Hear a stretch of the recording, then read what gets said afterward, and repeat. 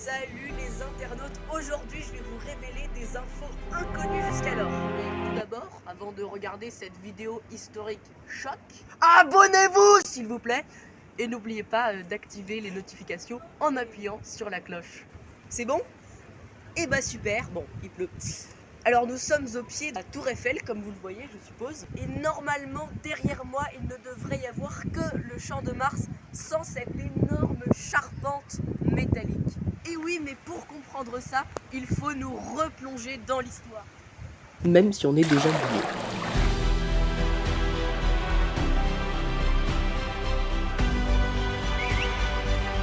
En 1884, il est décidé qu'une exposition universelle se tiendra à Paris pour le centenaire de la Révolution française, c'est-à-dire en 1889. Il s'agit pour la France de montrer ses prouesses techniques et c'est pour ça que la même année, toujours en 1884, naît le projet d'une tour de 300 mètres de hauteur sur le champ de Mars. Ce sera la plus haute du monde. En 1886, la tour défendue par Gustave Eiffel est retenue à l'issue d'un concours et c'est lui qui orchestre la construction de 1887 à 1889. Et le monument voit le jour juste à temps pour l'exposition et connaît un immense succès. Seulement voilà, le nombre de visiteurs baisse jusqu'à 150 000 en 1899 et la chute continue après l'exposition universelle de 1900 qui elle avait attiré 1 million de personnes. Or il est prévu que la concession d'exploitation de la tour dure seulement jusqu'en 1909. Et dès 1903, on parle de sa destruction. Et celle-ci est programmée pour 1910. Mais la tour permet des expériences scientifiques, notamment en météorologie, et l'armée l'utilise pour des liaisons radio. Donc on décide de prolonger la durée de la concession d'exploitation jusqu'en 1915.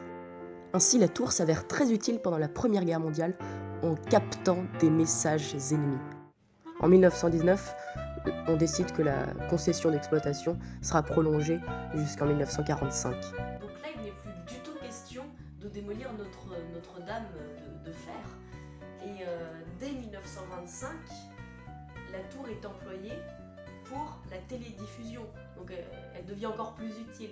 Et de toute façon, après la Seconde Guerre mondiale, le nombre de visiteurs connaît une très forte hausse. Donc l'avenir de la tour Eiffel est enfin assuré. Bon, en fait, non. Et c'est là que je vous livre le témoignage exceptionnel qui m'a été confié par Michel Armand, ingénieur arts et métiers et expert en mécanique, lors d'un entretien téléphonique. En 1981, un ami à lui, qui est directeur technique de la tour, repère des déformations graves dans la structure du premier étage.